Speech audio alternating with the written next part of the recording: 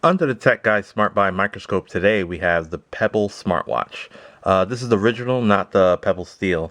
We're going to go inside the ins and outs to let you know if this is one of the best smartwatches out or should you look into the competition.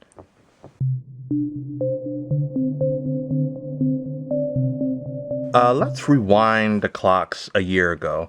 The Pebble smartwatch just came out. It was just announced anyway. It was a popular Kickstarter campaign that successfully reached over 85,000 users and backers. And prior to that, there was really no notable smartwatches out there. Sony was coming out with some, but it wasn't really gaining any traction. And there was a couple other third-party ones. But this was really the first smartwatch that made people look at a smartwatch and maybe consider purchasing one. And it's not the Dick Tracy, two-way wrist radio and all that, but it acts as an extension of your smartphone, and it works for iOS and Android. You can do a couple things here. You can't really reply, but you can pretty much view notifications, control your music from it, and then do a couple other things that's built in due to the apps from the Pebble App Store, which is also fairly new. From a design aspect, the Pebble obviously is not a touchscreen device. You have four buttons to navigate through the Pebble OS, which is pretty simple and straightforward. It uses the e-ink display. It's pretty small, but it's just right for exactly what it does. You have a power/back button to your left. On your right, you have like top button to go up, the middle button to select, and the button at the bottom to go down. And then that's pretty much how you just navigate throughout the entire OS. Also on the left hand side, you have connectors for a MagSafe. That acts like a MagSafe charger, and battery life on it's pretty good. It's suggested 5 to 7 days. I get a lot of notifications.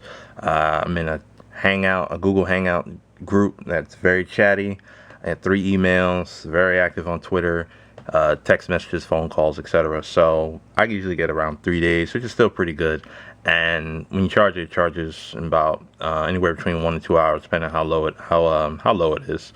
It uses a standard 22 millimeter band. So if you don't like the plastic band or whatever material this is that it comes with, you can always just swap it out and put on like a metal one or any one of your choosing, because you can find them in any watch place or any like Kohl's or something that sells extra bands.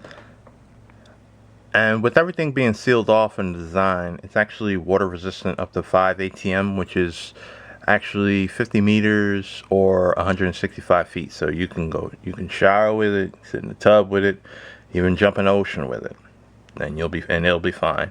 The e-ink display, it works in sunlight. It does, I'm pretty sure there's other displays that might work a little bit better, but it definitely gets the job done, so you don't have to worry about it being blinded. And then, as a built-in backlight that you can just either hit a button or shake your wrist. As I said previously, the Pebble is an extension of your smartphone. So, as you said, it's pretty much a notification viewer, and phone, and nothing beats screening your phone calls from your wrist without having to pull out your phone or hanging up or whatever and say, "I'm not taking this." The Pebble has a vibrating motor, so every time you get something, it buzzes a little bit. It's not crazy. It's not like a dislocate your wrist vibration, but it's notable enough to definitely get your attention every time you get a new alert in or alarm or any type of notification. Also recently announced was the Pebble App Store for both Android and iOS. The App Store is a way better way to, compile all your Pebble content. Way better than previously. Previously, it was pretty bare bones, and now it looks like something official.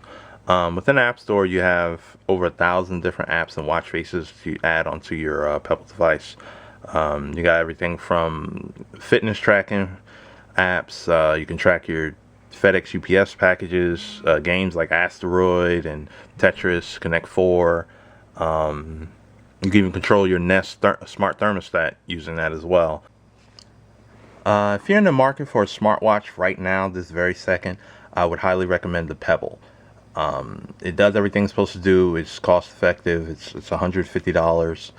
Other smartwatches like the Galaxy Gear, which I think it looks better aesthetically, but I'm not sure if it justifies the $300 price point.